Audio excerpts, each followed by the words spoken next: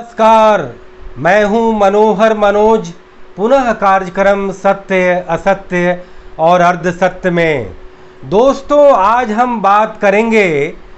कि दुनिया का दूसरा सबसे बड़ा धर्म इस्लाम क्या अपने यहाँ सुधारों की खिड़कियाँ नहीं खोलता। दोस्तों, या अल्लाह इल्लल्लाह मोहम्मदुर रसूल अल्लाह, एक लाइन की यह पंक्ति इस्लाम धर्म में दीक्षित होते ही सबसे पहले किसी के मनोमस्तिष्क पर छा जाती है। यानी कि तुम्हारा धर्म ये जो इस्लाम है, इसके जो ईश्वर है, जो आराध्य है, वो अल्लाह है और उस अल्लाह को ही केवल तुम मानोगे और उस अल्लाह के एक रसूल हैं, एक पैगंबर हैं जिनका नाम मोहम्मद है, उसे तुम मानोगे। इन दोनों के अलावा तुम बतौर इस्लाम और किसी को नहीं अपनाओगे। बाकी इस्लाम के अपनी अपनी मान्यताएं हैं, उनके 5 मूलभूत जो है उपासना पद्धति है, जिसमें कि नमाज है, जिसमें कि रोज़ा है, जिसमें कि ज़कात है, जिसमें कि हज है और जिसमें कि जिहाद है। दोस्तों, 1500 साल पहले जब उस अरब के रेगिस्तान में जब मोहम्मद साहब ने धर्म इस्लाम का जब एक तरह से वहाँ से आगाज़ किया, जब उसका पैगाम दिया, तो दोस्तों उस दौर में यह धर्म, यह इस्लाम अपने आप में समकालीन समाजों का एक सबसे प्रगतिशील आइडिया था। यानी कि जब ये आइडिया आया तो कहीं न कहीं इस आइडिया के जरिए न केवल आध्यात्मिकतावाद, एक नए धर्म का एक तरह से श्री गणेश हुआ, न केवल एक नई समाज व्यवस्था के सारे सूत्र नए सिरे से आरोपित किए गए, बल्कि साथ साथ राज व्यवस्था के भी कई सारे सूत्रों का एक तरह से उद्घोष हुआ। और इस धर्म के आगमन के बाद जब कुरान लिखे गए, जब हदीस लिखी गई, जब मोहम्मद साहब के उन तमाम उद्बोधनों के जरिए, तमाम प्रवचनों के जरिए, मोहम्मद साहब के उन तमाम एक तरह से उनके उपदेशों के जरिए जब इस धर्म का एक विशाल आहूत तैयार किया गया और उसके बाद पूरी दुनिया में यह धर्म फैलना शुरू होता है। मोहम्मद साहब के अपने जीवन में जब उन्होंने मक्का को अपना सबसे बड़ा केंद्र माना, जब उन्होंने वहाँ पर मूर्ति पूजा का विरोध किया, जब उन्होंने अनेकानेक ईश्वर में आस्था रखने वालों के खिलाफ एक तरह से करारा प्रहार किया और इस धर्म के एक नए सूत्र आरोपित किए, तो कहीं न कहीं उनके इस सिद्धांत का, उनके इस पहल का जो वहाँ की जनता, जो पुराने रीति रिवाजों की अभ्यस्त थी, उन्होंने इसका विरोध भी किया। और उस विरोध का मोहम्मद साहब ने न केवल वैचारिक रूप से, सांगठनिक रूप से, बल्कि सैन्य रूप से भी प्रतिकार किया। और कहीं न कहीं विरोधों को देखते हुए मोहम्मद साहब मक्का से मदीने की यात्रा पर जाते हैं और कहीं न कहीं वो अपने विरोधियों के खिलाफ मौका आने पर हथियार भी उठाते हैं, संघर्ष करते हैं और वो अपने आप को एक तरह से धर्म युद्ध का अवतार, धर्म युद्ध का प्रतीक और एक नए धर्म का अभ्युदयकर्ता के रूप में दुनिया के पटल पर एक तरह से उनका एक तरह से आगमन होता है।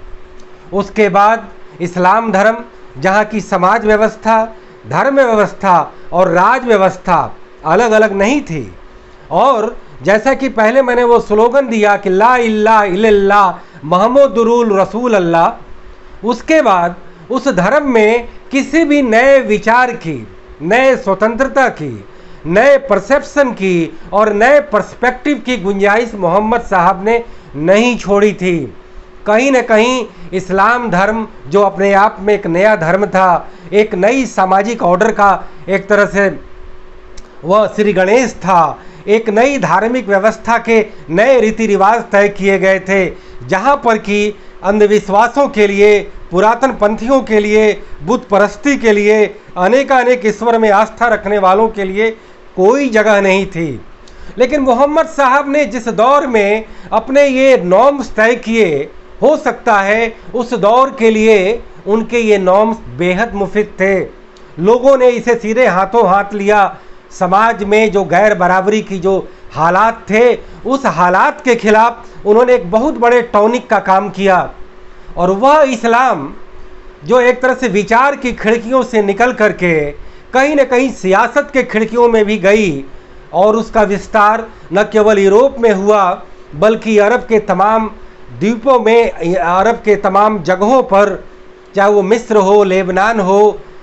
लीबिया हो, सीरिया हो, और उसके बाद में यूरोप के टर्की और स्पेन हो, उसके बाद कहीं न कहीं एशिया महाद्वीप में उसका आगमन होता है। बड़े जल्द वह भारतीय उपमहाद्वीप के सिंध में आ जाते हैं।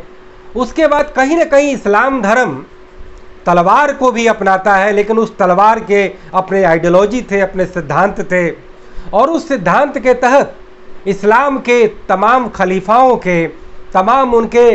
धर्म गुरुओं के जो मैसेज थे वो पूरी दुनिया में फैलने शुरू हुए,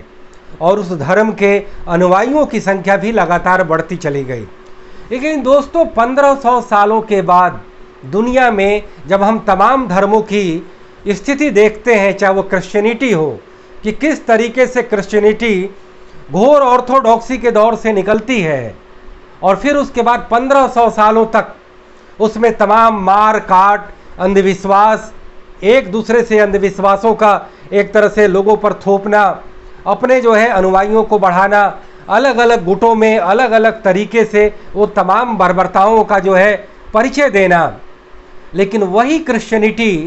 1500 और 15वीं और 16वीं शताब्दी में आकर के दुनिया के लिए सबसे प्रगतिशील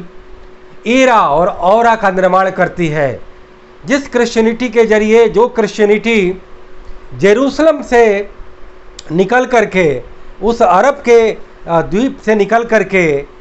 यूरोप में पहुंचती है, यूरोप से फिर वो अमेरिका में जाती है, लैटिन अमेरिका में जाती है, अफ्रीका में जाती है, ऑस्ट्रेलिया और न्यूजीलैंड में जाती है, और यहाँ तक कि एशिया के पूर्वी भागों में भी पहुँचती है, एशिया में भी आती है। वह क्रिश्चियनिटी यूरोप के मध्यकाल में आकर के जहाँ एक पुनर्जागरणवाद को तो जन्म देती है, धर्म सुधार आंदोलन को जन्म देती है, लोकतंत्र का आगमन होता है, नेशन स्टेट की परिकल्पना होती है। फ्रांस की क्रांति के बाद धर्म और राजनीति के डोमेन बिल्कुल अलग अलग तय हो जाते हैं। वही इस्लाम जो अपने दौर में एक प्रगतिशील धर्म के रूप में आता है, जहाँ इल्म को महत्व दिया जाता है, जहाँ पर कि ज्ञान को, तकनीक को और कई तरीके की चीज़ें जो है इनलाइटनमेंट की चीज़ों को बढ़ाया जाता है, जहाँ पर वीरता भी दिखाई देती है, बौद्धिकता भी दिखाई देती है। लेकिन वह इस्लाम काल के गर्त में आकर के वह केवल तलवारबाजों का एक तरह से मुख्य प्रतिपाद्य विषय बन करके रह जाता है। और 1400-1500 सालों के बाद आज इस आधुनिक युग में, इस लोकतांत्रिक युग में, इस सेकुलर युग में, इस वैज्ञानिक युग में हम यह पाते हैं कि यह धर्म कहीं न कहीं और तमाम धर्मों से ज़्यादा पिछड़ा हुआ है, जहाँ पर नए विचारों के लिए जगह नहीं है, जहाँ नए सुधारों के लिए जगह नहीं है, जहाँ पर कि आधुनिक जीवन के साथ एडजस्ट करने की जगह नहीं है, जो नेशन स्टेट के बजाय इस्लामिक स्टेट की बात करता है, जो रिलीजन के बजाय, जो रिलीजन में नेशनलिज्म के बजाय पैन रिलीजन, पैन इस्लाम को ज़्यादा महत्व देता है, जो धर्म कल्चर के बजाय लोकल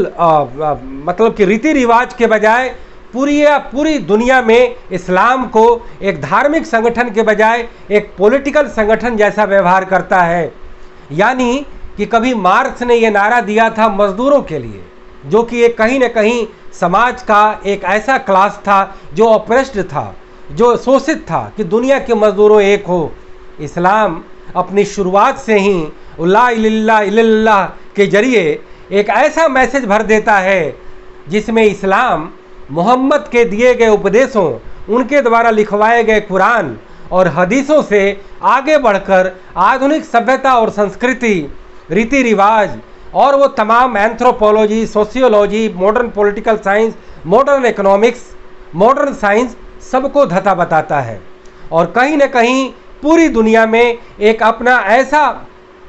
समर्थक वर्ग तैयार करता है जिस समर्थक वर्ग के लिए जीते मरते सोते खाते पीते केवल और केवल इस्लाम के तमाम प्रतिपाद्य विषय ही उनका हर तरह से आईना बनते हैं,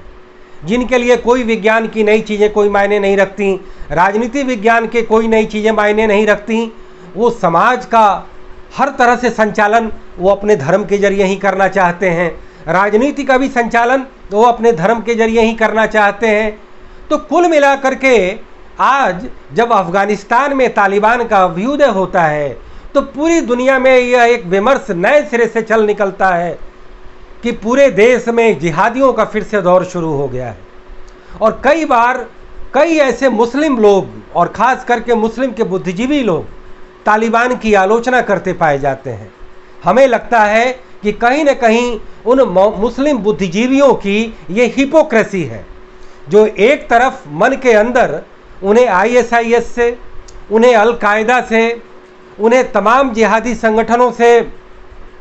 उन्हें जो है तालिबान से, जब वो तलवार उठा करके अपने धर्म की पताका फहराते हैं, जब वो राज व्यवस्था को भी धर्म के आवरण में जो है छिपा लेते हैं, जब वो सत्ता की पूरी चाबी अपने हाथ में ले लेते हैं, और कहीं न कहीं जो उस दौर में इस्लाम अपने शुरुआती दौर में तलवार के बल पर आगे बढ़ रहा था, उसी दौर के परसेप्शन को आज के आधुनिक दौर में भी उनके कुछ कट्टरपंथी अनुयायी अपनाते हैं, लेकिन तलवार के बजाय AK-47 राइफल का सहारा लेते हैं।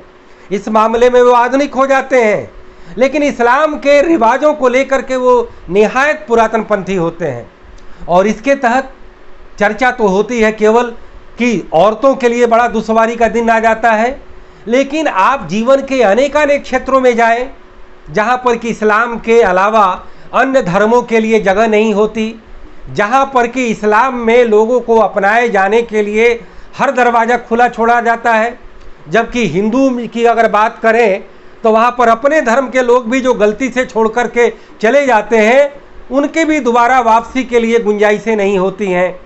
लेकिन यह इस्लाम कहीं न कहीं क्रिश्चियनिटी की ही तरह एक ऐसे पॉलिटिकल पार्टी का व्यवहार करती है जिसे लगता है कि मेरे सदस्यों की संख्या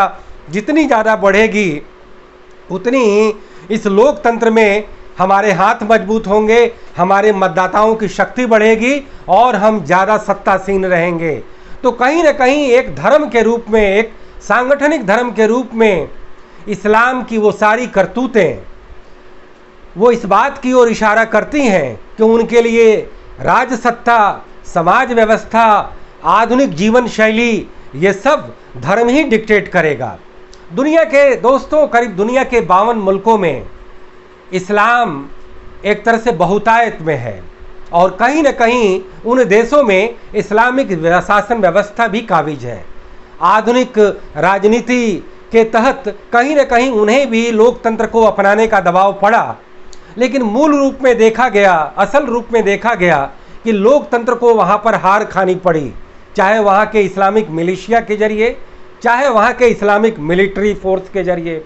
चाहे वहाँ जिहादी संगठनों के जरिए, या मदरसों में पढ़े वो तालीम पाने वाले लोग जिनके मन में हमेशा से ये ख्वाब उमड़ता रहा कि वो अपने मुल्क की सत्ता बदलेंगे और उस सत्ता को संचालन करने का अधिकार वो इस्लामिक शासन पद्धति होगी। तो दोस्तों, आज जब बात चलती है तालिबान की, जो अफ़गानिस्तान में उन्होंने अभी अभी अपने 75,000 हथियारबंद एक तरह से मुजाहिदों के जरिए इस्लाम की अफ़गानिस्तान की सत्ता को उन्होंने पलट दिया या पलटने पर विवश कर दिया, या 20 साल के बाद अमेरिका की यह स्ट्रेटजी कि वो उसके सैनिकों की जानें बेकार में जा रही हैं, उसके तहत उनके वापसी और तालिबान की एक तरह से उनके सत्ता में दोबारा वापसी के दरवाजे खोल लेती है। तो आज जब पूरी दुनिया में इस्लाम की कट्टरता जब पुनः विमर्श के केंद्र में आई है, तो तालिबान के नाम से कई ऐसे लोग हैं जो इस्लाम का बचाव करते हैं। लेकिन दोस्तों, तालिबान हमेशा ये कहता है कि हम इस्लामिक रूल अपनाएंगे, तो फिर इस्लाम के वो कथित प्रगतिवादी लोग इस बात की बार बार PR क्यों चला रहे हैं, बार बार एक तरह से ये क्यों सफाई दिए जा रहे हैं कि तालिबान हमारे से अलग है। याद कीजिए दोस्तों, 20 साल पहले जब अमेरिका के वर्ल्ड ट्रेड टावर पर हमला हुआ एक ऐसा हमला जो अभूतपूर्व था, अप्रत्याशित था और घोर विभत्स हमला था, एक नए आइडिया और प्लान के साथ किया गया हमला था, जिसने पूरी दुनिया को हिला दिया। और दुनिया की सबसे बड़ी महाशक्ति अमेरिका पहली बार इस्लामिक फंडामेंटलिज्म को लेकर के एक निर्णायक युद्ध करने के लिए उतारू हुई थी। और उसी का नतीजा हुआ कि अफ़गानिस्तान में उनकी सेनाएं आईं और अपने धुर विरोधी ओसामा बिन लादेन को करीब वर्षों के बाद उसका कत्ल करने में उन्हें सफलता मिली। लेकिन उसी में अमेरिका ने एक ऐसा गलत तरीका अपनाया कि उन्होंने इराक पर भी अपने ईगो की शांति के लिए, जॉर्ज बुश ने अपने पिता के अपमान का बदला लेने के लिए,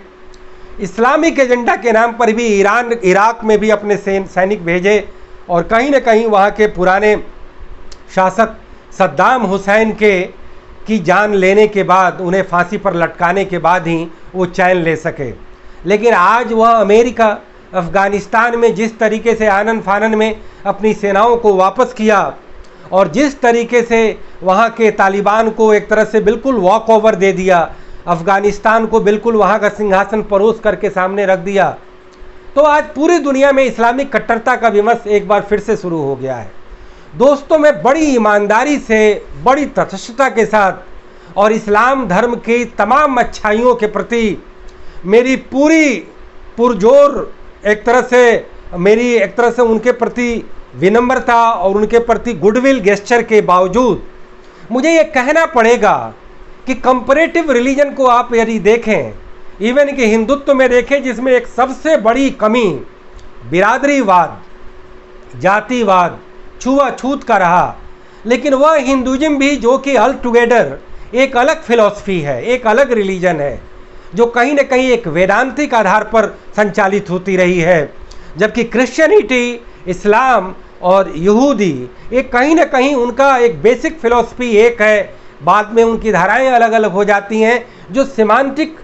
थॉट ऑफ स्कूल के तहत आती हैं। वह हिंदुइज्म जहाँ पर कि रिलीजन को एक फिलॉसफी के रूप में लिया जाता है, जहाँ पर कि रिलीजन को सांगठनिक के बजाय ज़्यादा कहीं न कहीं एक ज्ञान, तपस्या और कहीं न कहीं त्याग के आधार पर लिया जाता है, वह हिंदुइज्म जो कहीं न कहीं किसी न किसी रूप में एक सांगठनिक धर्म नहीं था, जो एक फिलॉसफी था जिसमें variety of ideas, variety of institution, variety of new commerce आए और पिछले 5-6 हज़ार सालों में अलग अलग धार्मिक फिलॉसफी का, अलग अलग पंथों की फिलॉसफी का एक तरह से प्रतिपादित करते आए और उसमें सुधारों की भी खिड़कियां खुलीं और वह सुधारों की खिड़कियां आज भी चल रही हैं। क्रिश्चियनिटी का जैसे मैंने पहले ही जिक्र किया कि एक ऑर्थोडॉक्स रिलीजन के रूप में आता है, लेकिन वही यूरोप में प्रवेश करने वाला क्रिश्चियनिटी आधुनिक सभ्यता का सबसे बड़ा वाहक बन जाता है। यूरोप का पुनर्जागरण, धर्म सुधार आंदोलन, औद्योगिक क्रांति, नेशन स्टेट की परिकल्पना और धर्म और राजनीति की एक अलग अलग टेरिटरी की बिल्कुल डिमार्केशन लाइन तय किया जाना, ये ऐसे डेवलपमेंट थे जिसकी पूरी दुनिया ऋणी हुई है। और कहीं न कहीं भारतवर्ष भी इंपीरियलिज्म के खिलाफ लड़ाई लड़ने के बाद जो अपनी पूरे सिस्टम को अपनाता है तो वो कहीं न कहीं यूरोपीय सिस्टम से ही प्रभावित होता है। तो दोस्तों, सवाल ये है कि क्या इस्लाम को मानने वाले करीब वो 150 करोड़ लोग जो पूरी दुनिया में करीब 52 देशों में फैले हुए हैं, क्या वो सुधारों की खिड़कियां नहीं खोल सकते? क्या आज 1500 सालों के बाद भी क्या धर्म ही उन्हें डिक्टेट करेगा? क्या मदरसे ही उन्हें तालीम देंगे? क्या उनकी समाज व्यवस्था का सारा संचालन वो शरिया लॉ ही करेगा? क्या उनकी राज व्यवस्था हमेशा इस्लामिक खलीफाओं के ही कॉन्सेप्ट पर चला करेंगी? क्या उनकी पूरी सांगठनिक व्यवस्था उसी तरीके से विस्तारवाद को जन्म देंगी जिसका उन्होंने पहले तलवार के बल पर किया, चाहे वो राज सत्ता लेकर के हो या धर्म का विस्तार करके लेकर के हो? तो आज दोस्तों ये बहुत बड़ा सवाल है। सवाल केवल औरतों की बदहाली का नहीं है, सवाल है एक मॉडर्न लाइफ स्टाइल अपनाने का, मॉडर्न राज व्यवस्था अपनाने का, मॉडर्न समाज व्यवस्था अपनाने का। दोस्तों, हम ये बता दें कि आज पूरी दुनिया में धर्मों को लेकर, गुटों को लेकर, जातियों को लेकर, पंथों को लेकर अलग अलग तरीके से लोग आपस में द्वंद्व करते हैं, संघर्ष करते हैं, रक्तपात होता है, सत्ता की लड़ाई होती है, वर्चस्व की लड़ाई होती है, और कहीं ना कहीं एक फिटेस्ट बनने की भी लड़ाई होती है। उसके डायनेमिक्स अलग हैं, उसके एक अलग थियरी हैं। लेकिन जब हम मनुष्य को केवल मनुष्य के रूप में लेते हैं तो हमें तो केवल 4 तरह के ही मनुष्य दिखाई देते हैं फिजिकली। एक वो काकेशियन गोरे, एक जो है एशियन ब्राउन, एक जो है वो मंगोलायड येलो, और एक निग्रोइड ब्लैक। बाकी तो हर आदमी का एक ही एक तरह से कल्ट है, एक ही हैबिट है, उनकी जीनोटाइप, फिनोटाइप और न जाने कितने कितने कैरेक्टर बस सेम हैं। लेकिन जब वो धर्म का आवरण ओढ़ लेते हैं, भारत में हिंदुओं के लिए हिंदू कोई आवरण नहीं है, भारत में जातियां मुख्य आवरण हैं। और बता दें इस कार्यक्रम के क्रम में कि हिंदू अपने आप में आज भी संगठित रिलीजन नहीं है, यह बिरादरियों का, हजारों बिरादरियों का संगम है। एक तरह से हम कहें कि यह जातियों का फेडरेशन है तो यह भी गलत होगा, यह तो जातियों का कन्फेडरेशन है हिंदुइज्म। यहाँ जाति पहले है, धर्म बाद में है। दोस्तों, हिंदुइज्म के तमाम जाति पंथ और तमाम यहाँ की धर्म और राज व्यवस्था को लेकर हम किसी दूसरे कार्यक्रम में बात करेंगे। फिलहाल तालिबान के अभ्युदय के बाद इस्लाम में सुधारों की खिड़कियाँ और कितनी ज़्यादा खुलेंगी। ऐसे कितने लोग हैं जो पूरी हिम्मत करेंगे, पूरी प्रगतिशीलता के साथ, पूरी बौद्धिकता के साथ, पूरी तार्किकता के साथ, पूरी वैचारिकता के साथ इस्लाम के सम्मान को बचाए रखते हुए इस्लाम में धर्मों की टेरिटरी को एक फिक्स कर देंगे, जिसमें कि सेकुलरिज्म के लिए जगह होगी, जिसमें के लिए साइंस के लिए जगह होगी, जिसमें के लिए मॉडर्न एजुकेशन के लिए जगह होगी। दोस्तों, इस्लाम की वो जितनी फिलॉसफी है वो फिलॉसफी कहीं ना कहीं हिंदू धर्म में भी लाखों फिलॉसफी तय की गई हैं। 5000 साल के इतिहास में देख लीजिए। क्रिश्चियनिटी में भी तमाम पंथ आए हैं, तमाम सेक्ट आए हैं, तमाम उनके स्कूल ऑफ थॉट आए हैं। लेकिन वो लाइफ स्टाइल को, अपनी राज व्यवस्था को, अपने और तमाम इदारे को वो धर्मों की टेरिटरी से अलग रखते हैं। लेकिन दुर्भाग्य ये है कि इस्लाम में धर्म की टेरिटरी को इतना ज़्यादा बढ़ाया हुआ है कि धर्मों के आगे सोचने की कोई जहमत ही नहीं उठा सकता। सेकुलरिज्म का यह कितना अच्छा सिद्धांत है कि जो जिस धर्म को अपनाता है वह केवल अपने घर की चारदीवारी में बात करे। लेकिन जब आप पैन इस्लामिक रिलीजन के नाम पर जब दुनिया के सारे इस्लाम को आप कहते हैं कि आप ब्रदरहुड में आ जाओ, एक साथ रोजे करो, नमाज करो, जकात करो, हज करो, धर्म को अपनाओ, और कहीं ना कहीं उसके अंदर का मैसेज अगर ये छिपा होता है कि दुनिया में केवल एक इस्लाम धर्म ही प्रिवेल करना चाहिए, और ये बात ठीक है, माशाअल्लाह इस्लाम काफ़ी बढ़ा भी, काफ़ी फॉलोअर्स भी बढ़े, काफ़ी जगह इनके इतिहास भी बड़े वीरता से भरे हुए हैं। लेकिन इनका वर्तमान उतनी ही ज़्यादा अंधविश्वास, पिछड़ेपन और बैकवर्डनेस से भी भरा हुआ है। हम ऐसा मानते हैं कि इस्लाम में कुछ प्रगतिशील सोच आ रही है जो अल्लाह को और मोहम्मद को छोड़ करके बाकी सबको क्रिटिसाइज करती है। यह बात ठीक है कि इस्लाम में जल्दी मोहम्मद और अल्लाह को क्रिटिसाइज करने की जो भी हिम्मत उठाते हैं उनके सर जो है वो कलम कर दिए जाते हैं कट्टरपंथियों के द्वारा। कहीं ना कहीं इस्लाम धर्म में धर्म की जो डिसिप्लिन है, जो ऑर्डर है, वो कहीं ना कहीं एक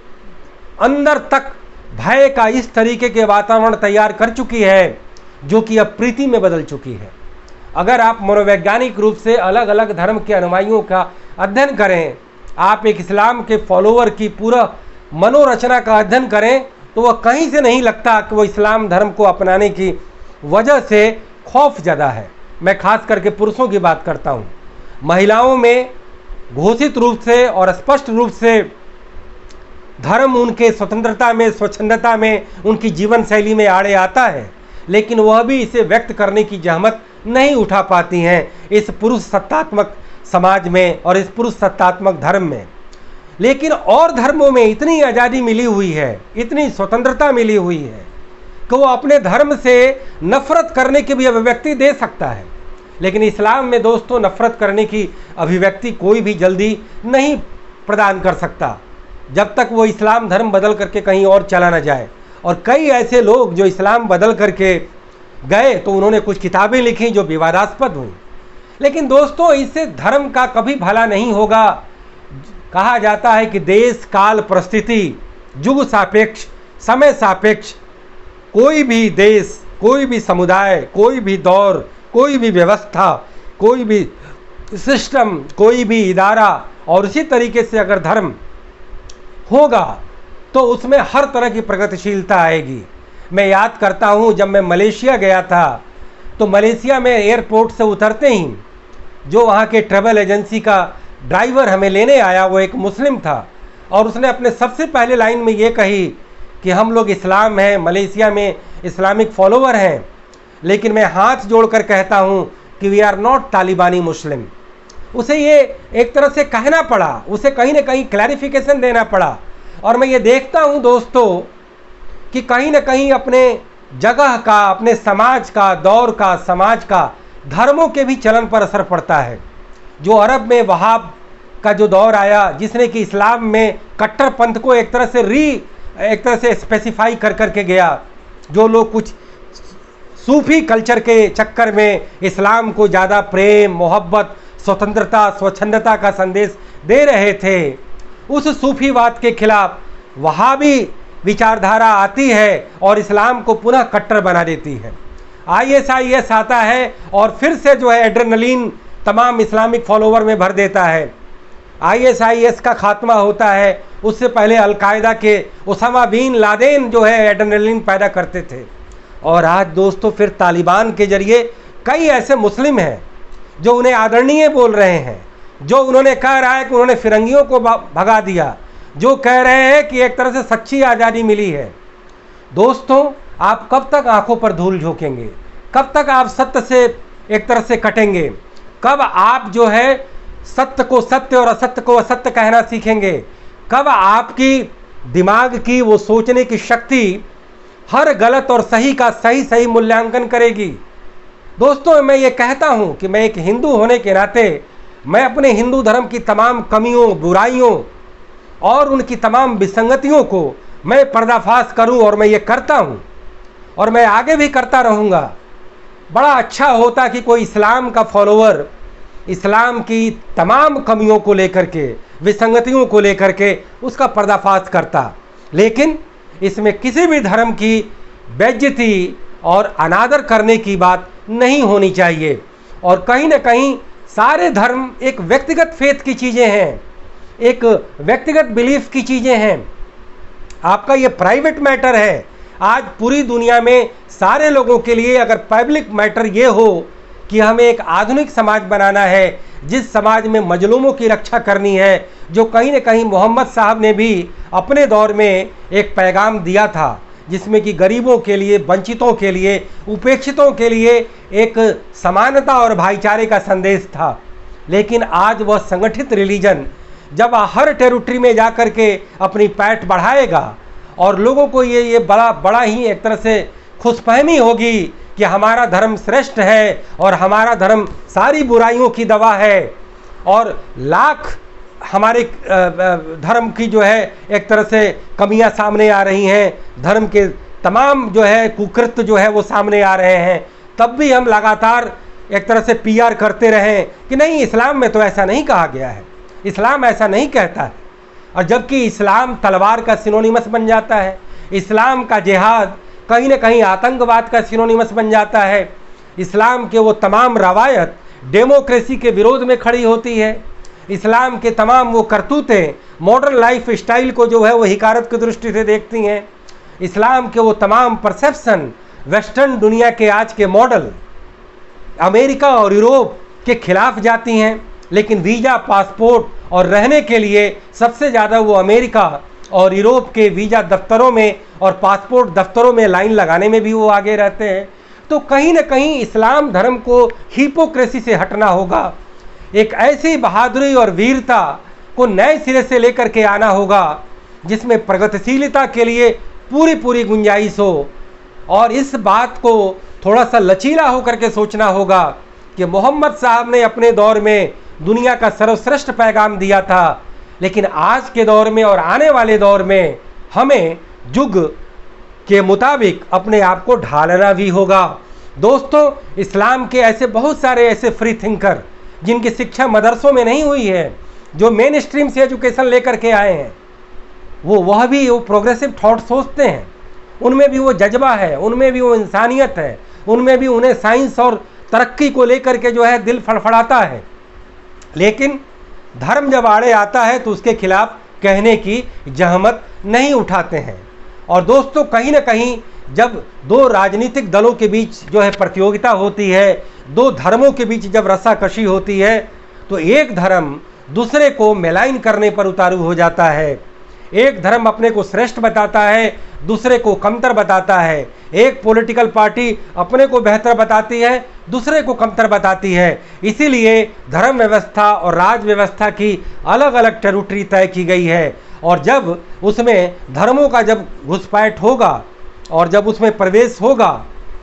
तो सारी जो है बुराइयां आनी शुरू हो जाती हैं। समाज में तमाम तरीके के उथल पुथल आने शुरू हो जाते हैं। समाज कई सौ साल पीछे की ओर चला जाता है और उन लोगों का ज़्यादा नुकसान होता है जो समाज के वल्नरेबल तबके हैं, जो समाज के कमज़ोर तबके हैं। और कहीं न कहीं से रस्साकशी में, इस प्रतियोगिता में,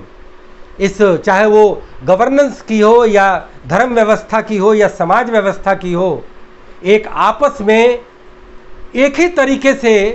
एक दूसरे पर वार करने की होड़ भी मच जाती है। दुर्भाग्य से भारत में भी ये चीज़ शुरू हो गई है। लेकिन शुक्र है कि भारत की सारी वो सिस्टम इस तरीके से पुख्ता बनाई गई है, इस तरीके से चेक एंड बैलेंस का उसमें माहौल बनाया गया है, इस तरीके से लोगों के ज़बान पर ताले नहीं लगाए गए हैं